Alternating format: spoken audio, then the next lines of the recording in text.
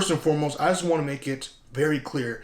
I'm not trying to sell you on buying a Sony. I'm not trying to sell this camera. I'm not sponsored by Sony. None of that. This is just a video mostly about why I decided to change from Canon to Sony. I decided to make that switch, and it was a very impulsive decision, but one I really needed to do.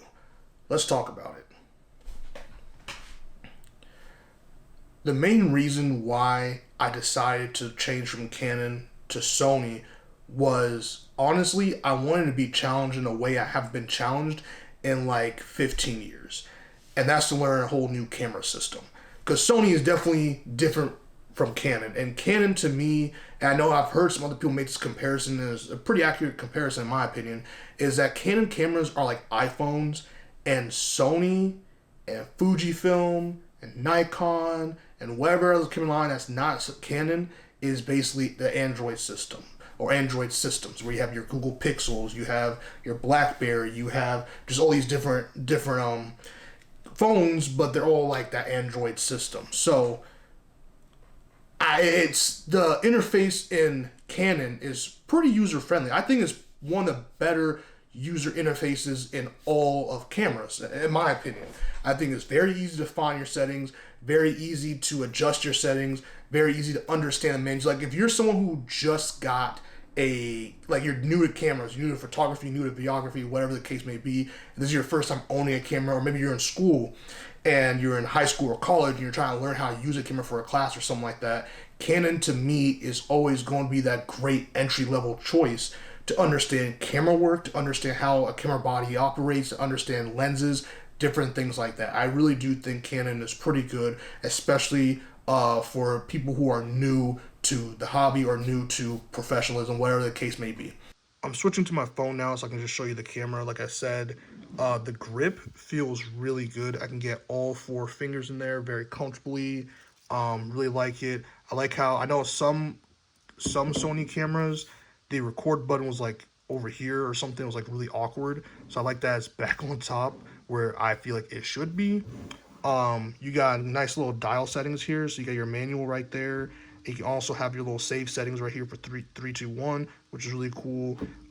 Switching between video and photo as simple as just, moving this dial back and forth. So that's really cool. Very convenient. Like I said, it reminds me a lot, like this camera in particular reminds me a lot of what the Canon cameras could do in terms of button placements, in terms of dialage. I really like it. It does take getting used to that the viewfinder is over here, but that's not a big problem. I mean, most people they're kind of like putting their left eye in the middle, so this is more organic. So it's really not a big deal. It's like what people make it seem like. I think it's fine. Like it's really not a big deal. And here is where you can put your memory card.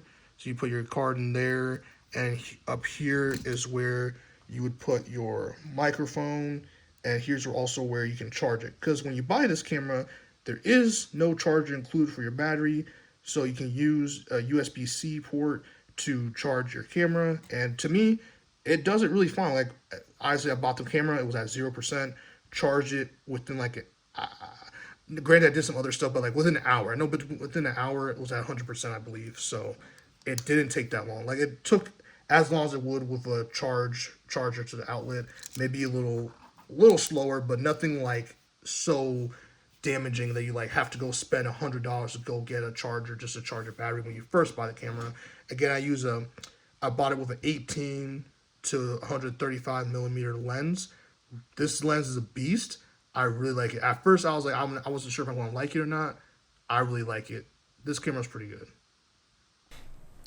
With that being said, Sony is really, really good. I've had this camera only for a couple of days now as I'm recording this, but I really love it.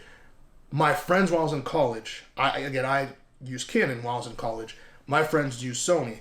And when we shot at night, because a lot of time we did it because of work schedules and class schedules, stuff like that, we actually at night, I always found my camera lacking. I always felt that while it can still record, it needed a lot more setup than a Sony camera did or needed to at the time. This was years ago at this point. So that's how long Sony's been pretty good dominating the low light situations. And yes, even in daytime, it shoots really, really well. That the colors and the log settings and everything, it just, when you color correct it, or color grade it, I should say, and you're color correcting and you're shooting, I just think that Sony is really crisp. It's really crisp. It's had settings and it's had performances that Canon is still trying to catch up with, or in my opinion, still trying to catch up with, or in my opinion, still not doing a really good job with.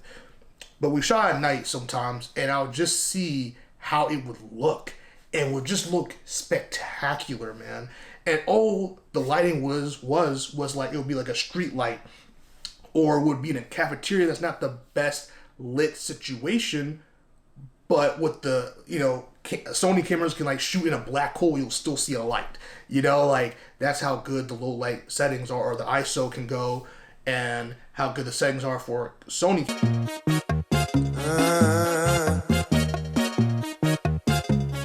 So it's funny, speaking of problems with Sony cameras, my camera just overheated.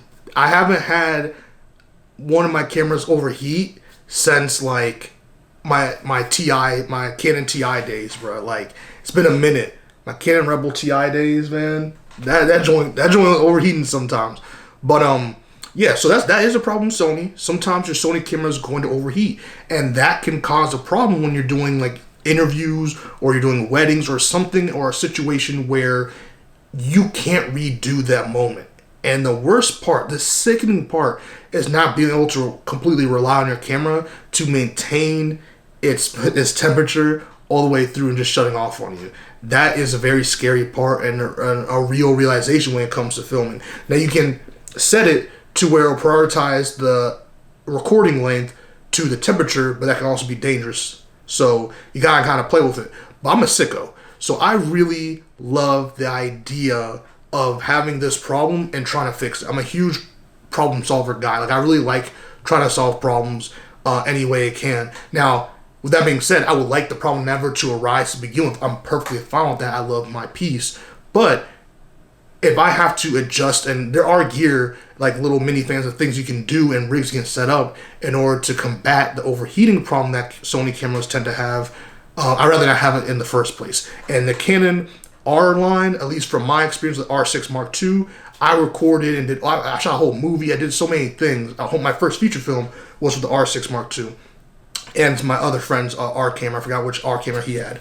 And they never overheated. And we shot interviews, we did all this different stuff and never overheated. So that is something you need to think about when you're trying to buy your Sony camera, or thinking about switching from Canon or Fujifilm or Nikon to Sony operating system, a Sony camera. So far, shooting this in 4K, 60 frames per second.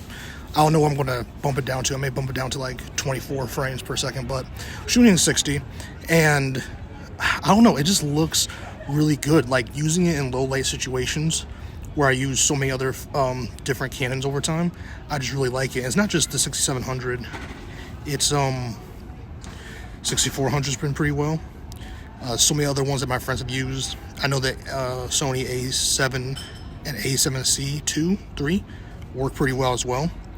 But what really made me go to the Sony A6700 is just the grip, how it felt in my hand.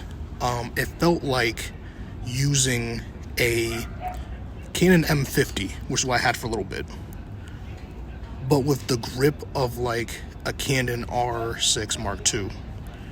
So Sony has a camera that's really small, really good for traveling, can fit in my pocket, really, maybe not with the lens, but without the lens, fit in my pocket. And also I have a grip that makes me feel like I have like a real camera, like a really good, sturdy camera. And the 6700 just feels like a really good, sturdy camera. Again, the build of like a Canon M50, kind of, slightly bigger, but with the grip and the sturdiness of a Canon R series camera. Maybe not the R6 Mark II, but like a Canon R series camera regardless. And I have to say, that's a win for the size and how much punch it packs. It's pretty good. Good one so far. Let's talk about my experience shooting with my Sony A6700. I went out to town the other night, shot with it, did photography, did some video, just to see what it would look like, what it would feel like to shoot with this camera opposed to my Canon R6 Mark II, which I already sold, so there's really no going back. But, you know, again, it was an impulsive decision. But what was interesting about this, and I shot an S-Log, was that it just, at low light, just like I thought, just like I remember, it shoots so well. It shoots so well. You get so many colors that I felt like you just, the range and just what you can do with it felt so freeing compared to Canon, where, again, I just felt like the conditions had to be a little bit better, and you had to get better lighting setup. Like, just things that don't always go right with doing street photography or like just shooting at night, just off cuff. I felt like that was an issue, that was a problem. So Sony shooting with at night, it felt really good. It felt like, okay, I can, again, be in a black hole and see the light with this thing. Like, this was an amazing camera to go in the field with. So let's talk about the price. Now, cameras can get very expensive, which is why I tell people the gear only matters if your skill can match it, in my opinion.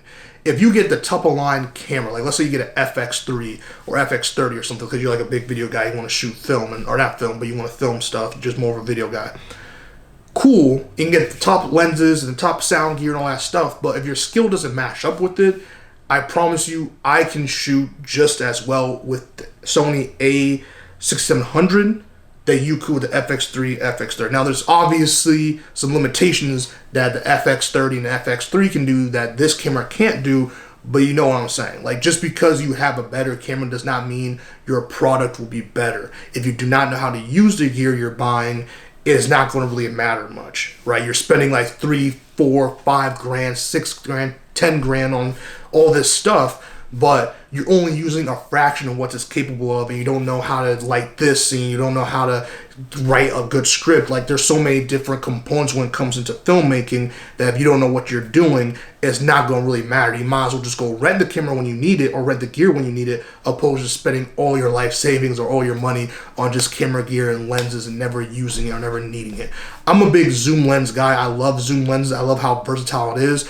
But I do love me some prime lenses too. But zoom lenses is very versatile. Love them. You can do a lot with them, and less changing cameras, especially when you're doing weddings or stuff like that, where you don't always have time to be changing lenses, you know? So that's another thing.